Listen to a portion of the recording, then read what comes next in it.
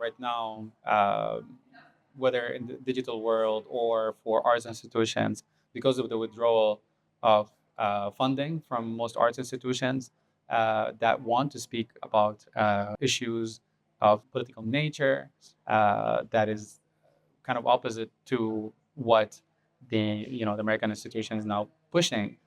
We see that with the lack of funding, the withdrawal of funding from USAID, for example, which kind of was disastrous in its effects to a lot of the activist spaces and the freedom of speech movements that are in Africa or in the Arab world and so on.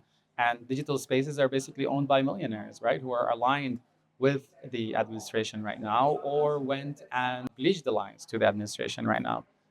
So that adds to the already hostile environment that already existed after October 7th or even before. So it's not looking good, definitely. But I think this is the time when artists get to be artists, right? And which in essence is about being innovative and figuring out how to maneuver around these things. For us, people that are coming from the Arab world and people that are coming from our region, we always know how to maneuver around these things. This is what we did, you know.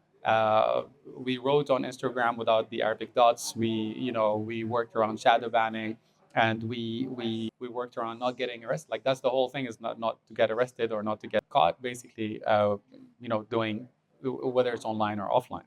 So it's really interesting now to see that the Western world, with all of these things that are happening and this crackdown that's happening, that are not in the street right now, taking this really lightly. And I think because we saw this before, that's why we're kind of more aware of how these situations normally start. I think Norway is in a better place. The institutions that fund different projects, different artists, and so on, and there's a lot of platforms for funding. But people should be aware. Art practitioners should be aware. People that work in these institutions should be aware how the situation is internationally, and that this they should be they should platform a lot more artists that are being silenced elsewhere, because we need that either here in Norway or for the world, for others to kind of have this platform to talk, because that's really what we want to do, right? We want to start a conversation, we want to talk.